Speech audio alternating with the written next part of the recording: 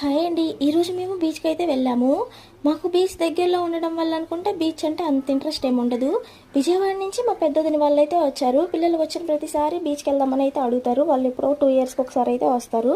అటు సైడ్ బీచ్లు అవి ఉండవు కాబట్టి ఇక్కడికి వచ్చినప్పుడు అయితే బీచ్కి పక్కా వెళ్తాము.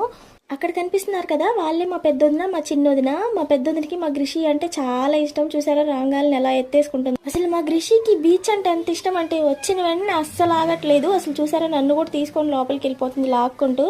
మా మోక్ష బాబు అయితే అస్సలు రానంటే రాలేదు లోపలికి. వాడికి చాలా భయం. చిన్నప్పుడు బాగానే ఆడుకున్నాడు కానీ ఇప్పుడు బాగా భయపడుతున్నాడు పాపం.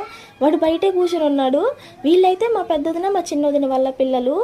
నేను మా గ్రిషి వేదాంశ్ బాబు అయితే బయట కూర్చొని ఆడుకుంటున్నాం. వేదాంశ్ బాబు ఎవరంటే మా చిన్నదిని వాళ్ళ అబ్బాయి. వాళ్ళిద్దరు చూసారా అసలు ఒడ్డుని కూర్చొని అస్సలు ఆడుకోరంట. లోపలికి వెళ్ళిపోతానని గోల్ చేస్తున్నారు ఇద్దరు.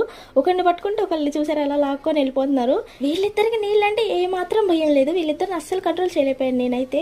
మా మోక్ష బాబుని పిల్లల్ని బట్టి కార్ రైడింగ్ మాత్రం ఎక్కించాం లాస్ట్ లో.